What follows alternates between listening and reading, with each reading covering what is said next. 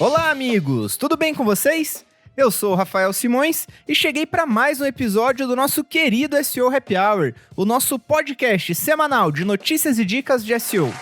Pode se acomodar aí que eu já te trago os shots de hoje. O Google está testando adicionar o Discover à página inicial no desktop. Além disso, o Google lançou um novo dado estruturado para quem vende ou revende carros. Fora isso, temos também atualizações na documentação de pesquisa de Favicon. Traremos também 5 dicas para construir uma presença online sustentável em 2024. E por fim, o Core Update de outubro e o Update de Spam do Google chegaram ao fim. Acabou! Antes de começar, vai aquele recadinho de sempre. Esse podcast é uma iniciativa da SEO Happy Hour, que é uma consultoria para toda empresa que quer melhorar sua presença online com a ajuda de SEO. Se você tem essa vontade ou quer saber mais sobre os nossos serviços, é só mandar um alô no contato@seohappyhour.com que eu mesmo vou te responder por lá. Sem mais delongas, vamos para os assuntos principais.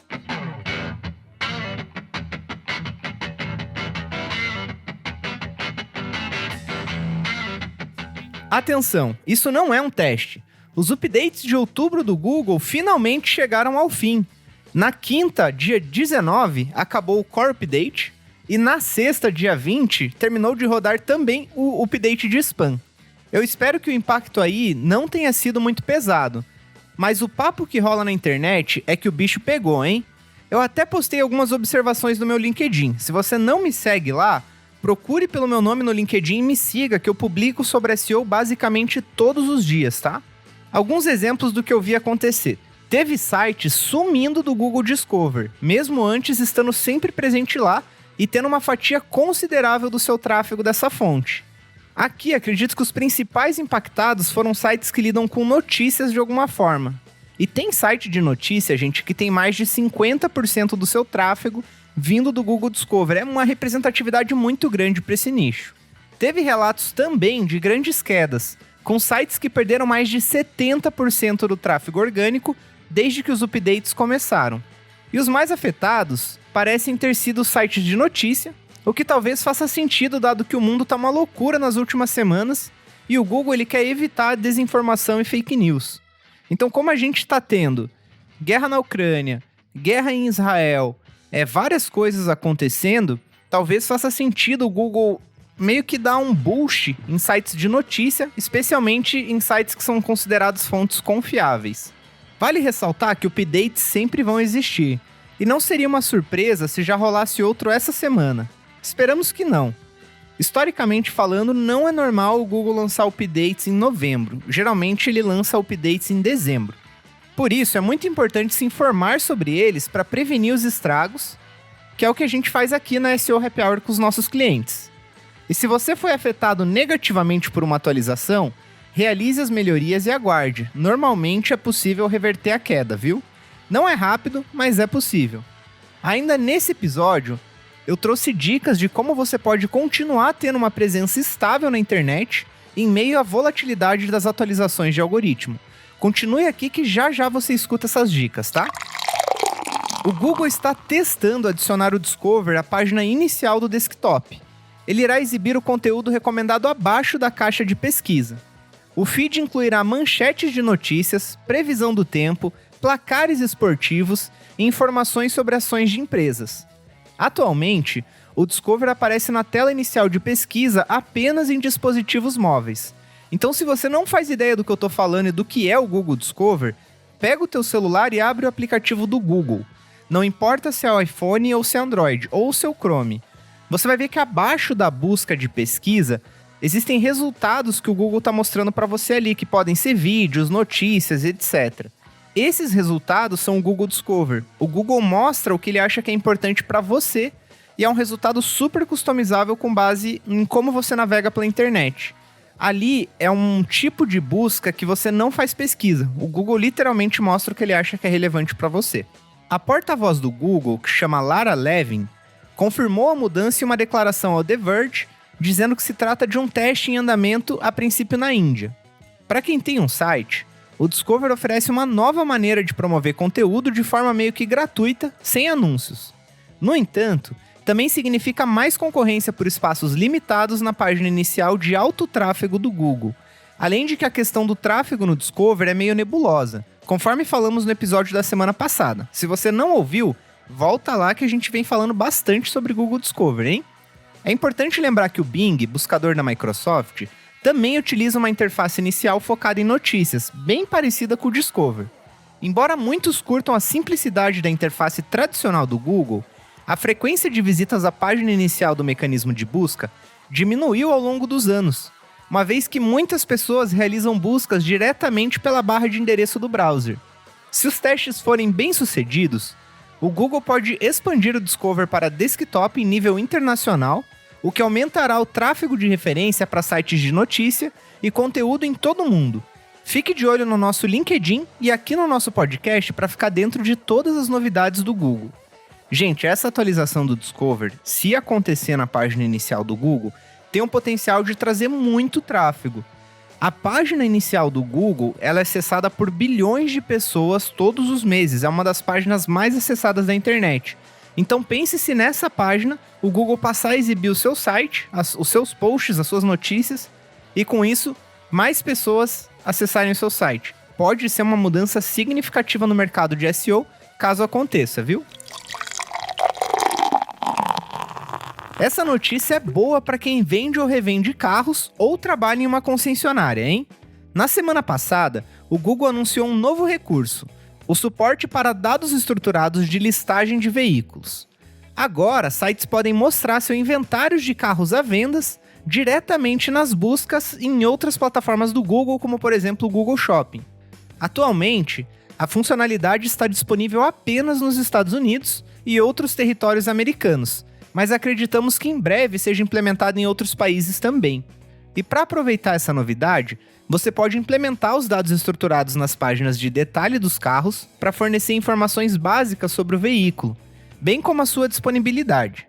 Se você não sabe fazer isso, entre em contato comigo aqui na SEO Happy Hour, que a gente pode te auxiliar a sua equipe com a nossa consultoria em como implementar esse dado estruturado corretamente. O Google também lançou um novo relatório específico para listagem de veículos no Search Console, tornando mais fácil monitorar e corrigir os dados estruturados necessários para esse recurso. Bem legal, né? O que você achou? Conta pra gente. A minha dica aqui é, por mais que esse recurso esteja disponível apenas nos Estados Unidos por agora, em algum momento eu acredito que ele vai sim chegar no Brasil. Então, se você já implementar esse tipo de dado estruturado, mal não vai fazer para sua estratégia e já vai te preparar para quando o recurso chegar no Brasil. E vamos para mais uma notícia da nossa amada Big Tech. O Google atualizou sua documentação para desenvolvedores relacionados a ícones, os famosos favicons de pesquisa, removendo a seção sobre o agente de usuário, que também é chamado de User Agent em inglês, da documentação. Agora é necessário permitir o acesso dos agentes de usuário Googlebot e Googlebot Image para que o Google indexe os favicons de um site e os exiba nos resultados de pesquisa. Anteriormente, havia um agente de usuário específico para o favicon. Agora a documentação enfatiza que tanto o arquivo do favicon quanto a página inicial do site devem ser acessíveis para o Googlebot e o Googlebot Image. Portanto, é essencial não bloquear esses agentes em seu arquivo robots.txt se você deseja garantir que o Google exiba corretamente o favicon do seu site nos resultados de pesquisa. Até o momento que esse episódio foi gravado, a informação do User Agent de favicon ainda existia na documentação em português, mas é provável que em breve ela saia dali também. O Google é ruim em atualizar a documentação dele em outras línguas. Por isso, até eu sempre sugiro que você veja a documentação do Google em inglês, que geralmente lá eles atualizam bem antes de atualizar em outras línguas. E é bem importante ficar de olho nessa atualização para garantir que o seu site tenha a visibilidade correta nos resultados do Google. Uma coisa que eu curto muito fazer aqui é ajudar o pessoal que trabalha com SEO. Tanto que minha parte preferida do podcast é o momento Tira Dúvidas que teremos a seguir. Por isso, em meio a esse bafafá de atualizações do Google, eu trouxe algumas dicas que podem ser importantes para profissionais de SEO, marketing e conteúdo em todos os níveis. Ter uma presença online relevante e engajada é importante para o marketing de qualquer negócio. No entanto, manter essa presença nem sempre é uma tarefa fácil. Atualizações nos algoritmos de pesquisa que levam a quedas no tráfego e na classificação, e ainda o clássico problema de lidar com a concorrência podem fazer essa presença online flutuar. Acredite, isso acontece com muitas empresas, não é particular com você. No blog da Moz, vimos algumas informações que podem te ajudar a construir essa tal presença online sustentável. Mas antes de entregar o ouro, vamos entender o que é isso? Tenho certeza que vai ajudar a clarear sua mente sobre o assunto. Presença online é a visibilidade de uma empresa na internet e a facilidade com que as pessoas podem encontrar seus produtos ou serviços. É o quanto a empresa é percebida e encontrada no ambiente online. Manter uma presença online sustentável envolve assegurar que o tráfego e a classificação da empresa na internet não diminuam constantemente. Pelo contrário, uma empresa sustentável é caracterizada por um aumento constante dessas métricas ao longo do tempo. Quando a presença online é sustentável, a empresa continua a ser facilmente encontrada e relevante para o seu público-alvo, mesmo em um ambiente online volátil e competitivo. Isso é essencial para alcançar o sucesso a longo prazo e manter a visibilidade e o engajamento com os clientes. Agora que você já compreendeu a importância disso, vamos para as dicas para fazer acontecer a presença online sustentável no seu negócio. Dica número 1. Construa autoridade no assunto no seu nicho. O primeiro passo é estabelecer autoridade em sua área de especialização. Demonstre conhecimento e expertise em um tópico específico, fornecendo informações abrangentes e relevantes nessa área. O Google valoriza sites que mostram autoridade e experiência em um assunto e recompensa isso em suas classificações. Do ponto de vista de SEO, é vantajoso se concentrar em um tópico específico e se tornar uma fonte amplamente reconhecida nesse campo. Essa prática envolve a criação de conteúdo que responde a perguntas específicas que as pessoas têm sobre o tópico. Inclua o uso de palavras-chave de cauda longa, com menos pesquisas mensais, mas com oportunidade de fornecer um alto valor personalizado aos leitores. Por exemplo, uma empresa que vende produtos de cuidados com a pele pode se especializar no assunto de produtos anti-envelhecimento, criando conteúdo que fala sobre quais ingredientes auxiliam nesse processo e como eles atuam na pele das pessoas.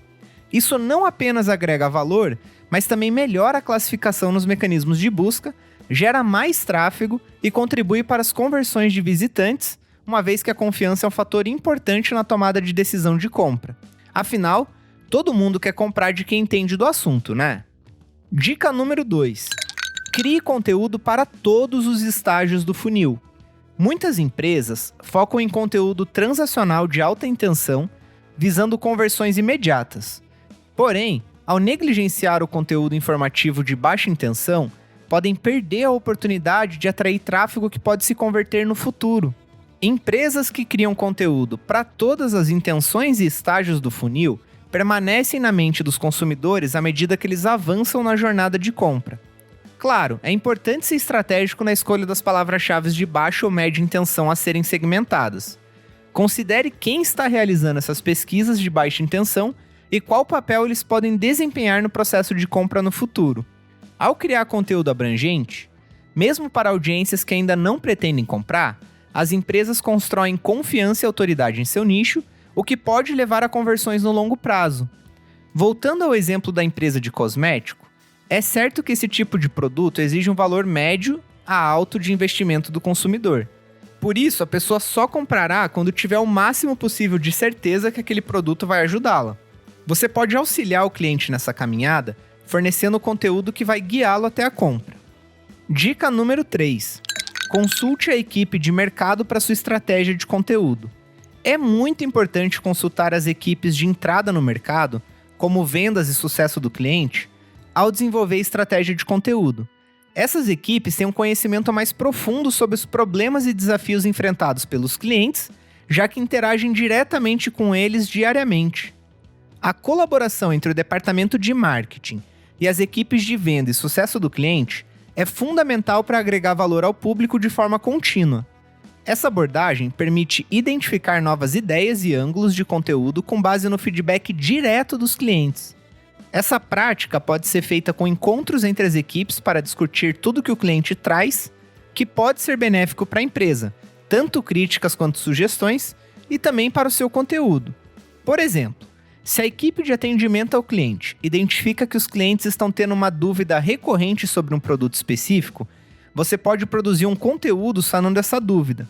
Inclusive, o conteúdo também pode ajudar a equipe de atendimento a ajudar o cliente que entra em contato, direcionando essas pessoas para o seu conteúdo, que pode ser um vídeo ou um artigo, dependendo do que você achar que vai ser melhor para aquele público-alvo. Dica número 4. Agende revisões e atualize conteúdos já publicados de forma regular. Se o conteúdo publicado está gerando tráfego, as pessoas dizem que é melhor não mexer nele, certo? Errado. É essencial reconhecer que o que funciona hoje pode não funcionar no futuro, especialmente se os tópicos e tendências abordados estiverem em constante evolução. Quando postagens de alto desempenho se tornam desatualizadas, isso pode afetar significativamente a visibilidade online. Nesse cenário, há duas opções. A primeira dela é criar um novo conteúdo para compensar as perdas, e a segunda seria atualizar e aprimorar o conteúdo já existente. A segunda opção, que envolve a atualização do conteúdo original, é eficaz e requer menos tempo e recurso na maioria das vezes.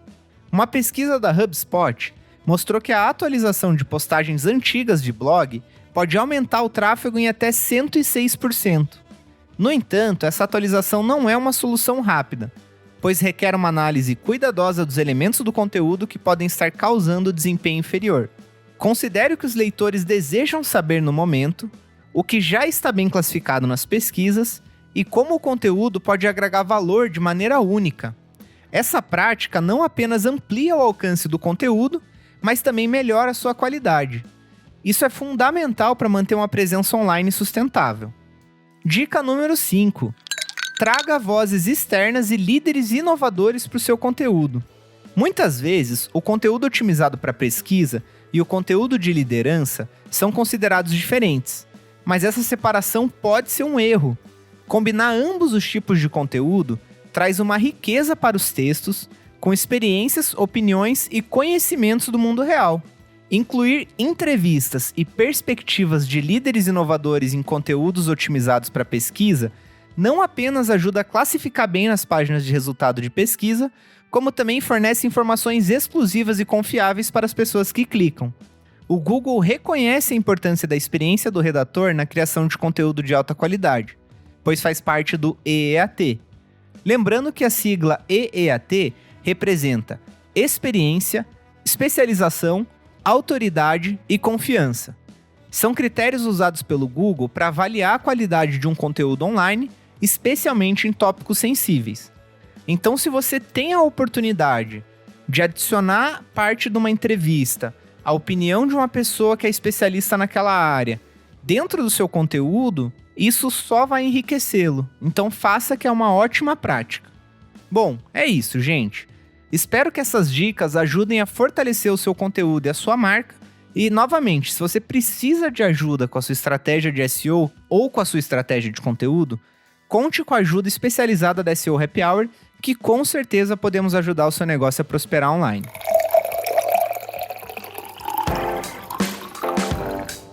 E chegou aquele momento que é um dos que eu mais gosto nesse programa, que é o momento que eu posso ajudar vocês de forma direta. O nosso momento Tira Dúvidas. E olha, essa semana eu tô bem feliz de novo porque a gente teve muitas perguntas e eu vou responder elas aqui. Mas já adianto, se você tem uma dúvida de SEO e você quer ela respondida nesse podcast, você pode mandar essa dúvida para contato@seohappyhour.com ou você pode mandar ela diretamente para mim no LinkedIn ou até para o perfil da SEO Happy Hour no LinkedIn ou comentar na nossa publicação semanal de dúvidas da semana. Todo mundo que comenta naquela publicação, a gente traz para esse quadro maravilhoso do nosso podcast e responde aqui, beleza? Então, começando com aquele que está sempre aqui, o nosso querido Caio Casselli, e ele perguntou o seguinte: Rafa, a minha dúvida é, como você consegue fazer a gestão da SEO Happy Hour, manter todos os conhecimentos de SEO em dia e ainda ajudar tanta gente? Parabéns! Bom, Caio, realmente é um desafio que eu confesso para você que não é fácil, viu? Mas assim, eu acho que um dos diferenciais da SEO Happy Hour é que a gente é uma agência especializada em SEO. A gente não tem outra coisa dentro da agência que não seja SEO. Por exemplo, a gente não oferece mídia paga, a gente não oferece produção de conteúdo, a gente só de fato oferece SEO para os nossos clientes. Então, toda a equipe da SEO Happy Hour está constantemente se atualizando sobre o mercado, vendo notícias, vendo tweets, vendo coisas sobre SEO. E aí, uma pessoa ajuda a atualizar a outra. Então, a gente usa o Slack como comunicação principal na nossa empresa e a gente tem um canal lá de compartilhar conhecimento. Então, sempre que alguém vê uma notícia legal, um post legal, a pessoa manda lá e com isso todo mundo acaba ficando atualizado. Então, isso ajuda a gente a disseminar o conhecimento entre nós. Paralelo a isso, o ajudar muita gente é algo que aí acho que vem do nosso coração, assim, do nosso core. A gente ama ajudar pessoas e a gente ama falar sobre SEO. Eu entendo que, pelo menos aqui no Brasil, existe uma grande barreira linguística em relação ao inglês. Tem muita gente que não consegue ouvir o inglês e entender ou ler um artigo em inglês e entender ele. E até esse é um dos motivos da gente ter o SEO Happy Hour, blog, podcast e newsletter. Como as pessoas não conseguem entender outros idiomas e a maior parte do conteúdo de SEO é produzido lá fora, inclusive os próprios comunicados do Google que a gente traz aqui, eles são pronunciados em inglês, é nosso papel entender esse conteúdo e trazer para vocês da forma mais digerível possível. Então, literalmente, traduzir o conteúdo e explicar ele para que ele se torne acessível. Então, essa é parte da nossa missão como empresa na SEO Happy Hour. Então, acho que pra gente, assim, se a gente não se manter atualizado, quem vai se prejudicar são os nossos clientes. E se a gente ainda, além de se manter atualizado, puder compartilhar esse conhecimento com outras pessoas, pra gente isso é sensacional porque é algo que a gente ama. Então, é basicamente assim que a gente se mantém atualizado, tá? Eu hoje, na minha posição, faço muitas pesquisas e testes de SEO. E a equipe ali me ajuda tocando com todos os clientes as estratégias, reuniões e etc. Então é meio que assim que a gente tem se organizado. Paralelo à pergunta do Caio, o Micael Araújo perguntou como funciona uma agência de SEO? Por que ela é diferente de outras agências? Como contratar uma agência de SEO ou profissional de SEO? E o que esperar e o que não esperar de um profissional de SEO? Bom, acho que eu respondi parte dessa pergunta já na resposta do Caio, mas eu vou falar mais sobre isso. Então, assim, por que eu acho que uma agência especializada em SEO, como a SEO Happy Hour, é diferente de outras agências que oferecem tudo?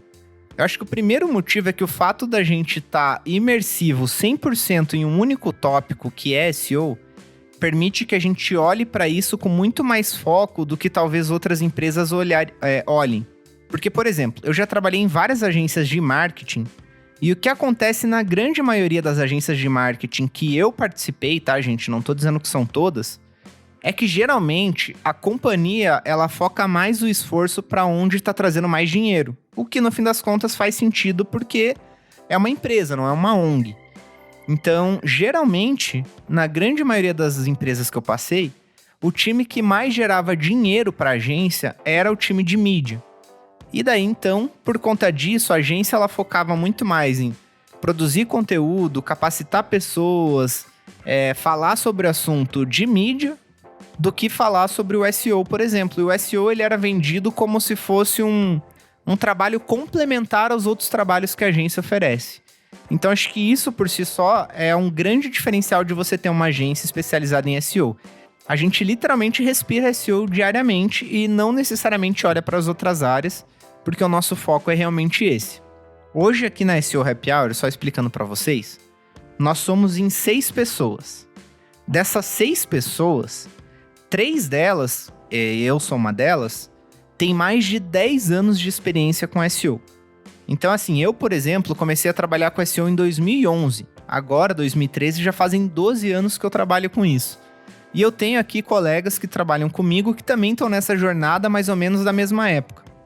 Encontrar agências que têm profissionais de SEO com tantos anos de experiência é difícil, porque naquela época que eu comecei no SEO, o SEO ele não era muito reconhecido, né? Não era uma profissão atraente, não tinha muitos profissionais.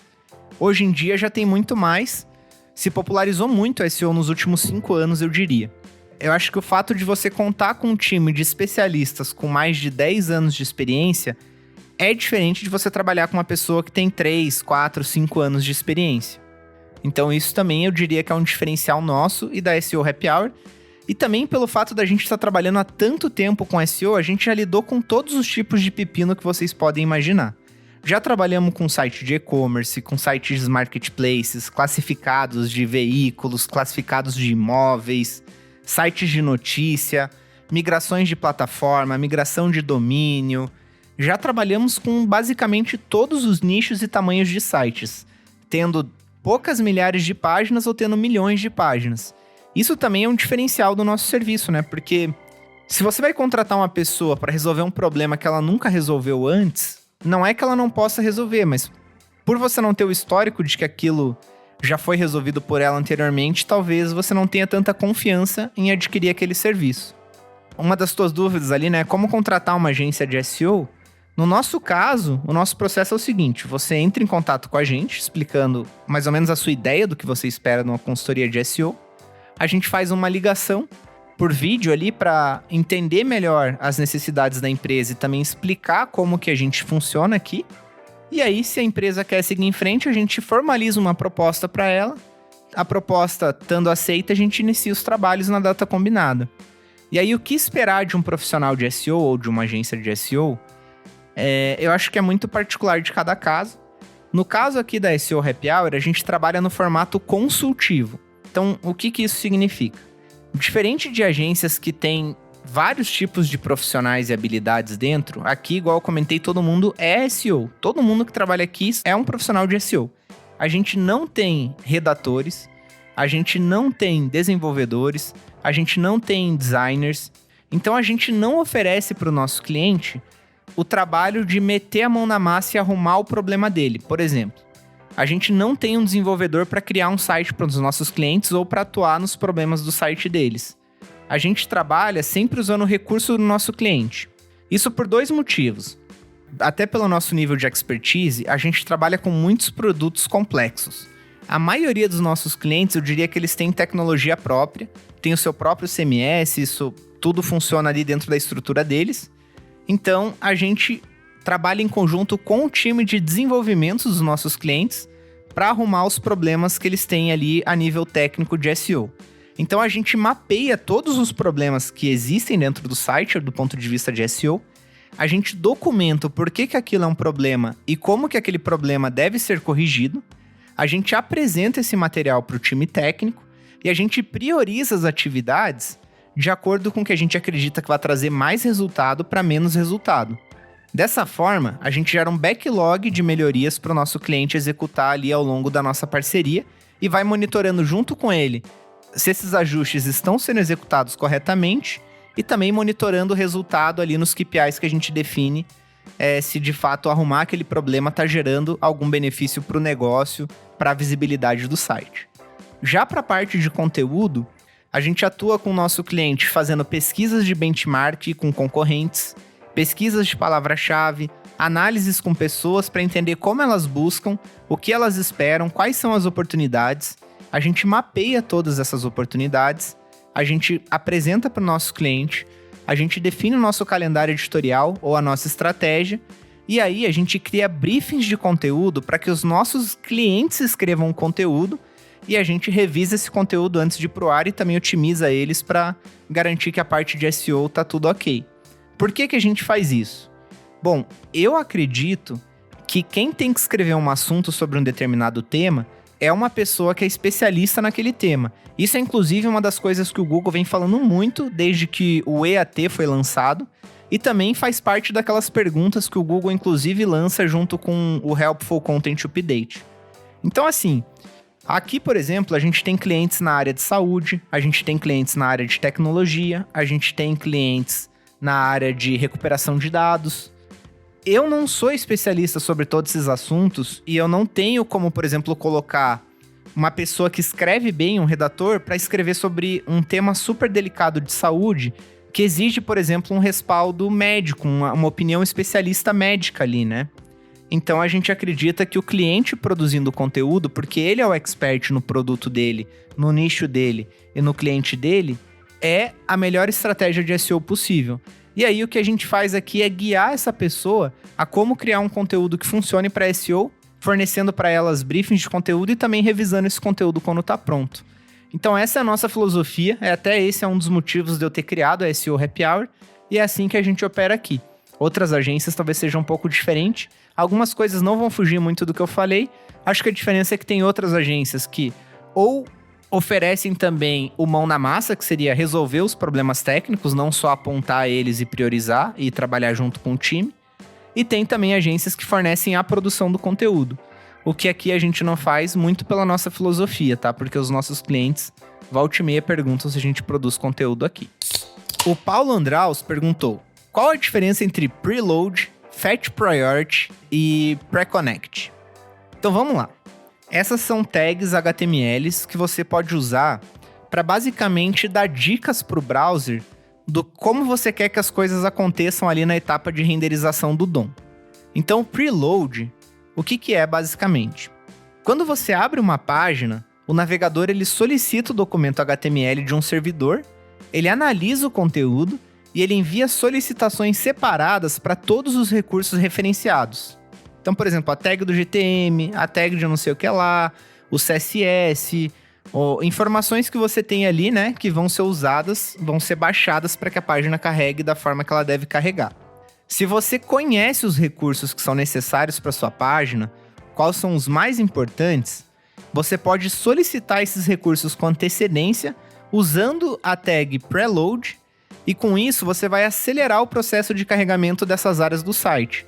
Vai basicamente parecer com que sua página está carregando mais rápido, justamente por você estar fazendo essas conexões antes, né? Já o pre-connect, ele informa ao navegador que a sua página pretende estabelecer uma conexão com outro domínio e que você quer que o processo seja iniciado assim que possível. Então você pode usar o recurso pre-connect para que os recursos sejam carregados mais rapidamente, porque o processo de configuração deles já vai ter sido concluído no momento em que o navegador solicitar eles. Então isso também torna a conexão com esses domínios externos mais rápidas, pelo menos os que você acha que são prioridade. Então, resumindo, o pre-connect permite que os sites reduzam o tempo necessário para se conectar a uma outra origem, tá? Já o fetch priority é um atributo que você pode usar em tags link, imagem e script. E esse atributo permite especificar a prioridade com que você quer que esses recursos sejam baixados e carregados. Então, por exemplo, uma coisa que o Google mesmo recomenda é que você pegue a imagem que está sendo o LCP da sua página, o Largest Contentful Paint, e você adicione uma tag Fetch Priority nela com o atributo High, né? Então, High Priority. Isso vai fazer com que o browser carregue essa imagem que hoje é o LCP antes das outras que não estão na mesma prioridade dela. Então esse tipo de coisa pode inclusive te ajudar a resolver problemas complexos de Core Web Vitals.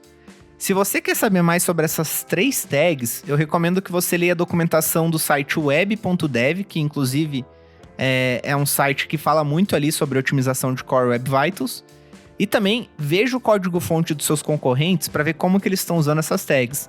Às vezes, simplesmente adicionar essas tagzinhas nos recursos corretos faz uma baita diferença em como sua página é renderizada e em quais recursos o browser vai aplicar mais esforço e quando ele vai fazer isso. Então eu recomendo muito que você use esse tipo de tecnologia.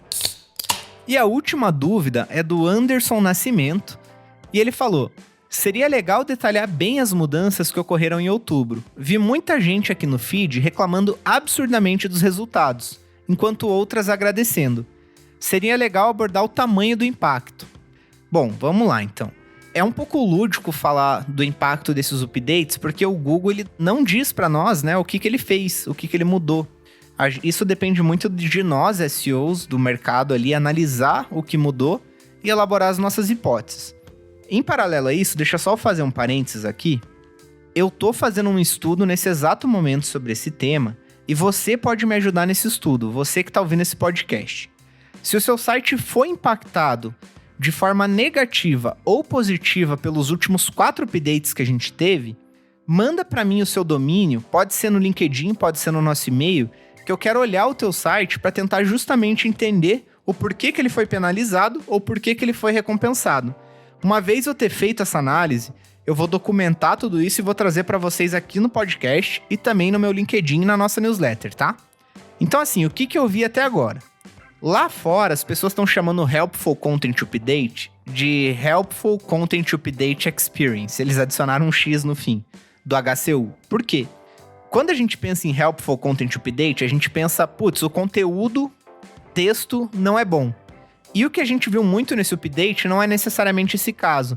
Às vezes o conteúdo textual é bom, é completo, é uma autoridade no assunto, mas a página ela tem uma experiência tão pobre que não vale a pena o Google mostrar aquele conteúdo bom, dado essa experiência ruim para as pessoas.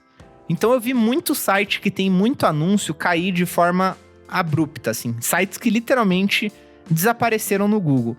Teve um caso que eu vi de um site que ele recebia mais ou menos 20 mil acessos por dia. Então pensa, é quase 500 mil de acesso no mês. E ele caiu para menos de 2 mil acessos por dia. Perdeu 90% do tráfego dele. E um dos motivos, ou o motivo que eu atribuo a isso, é que o site ele usa muito ads.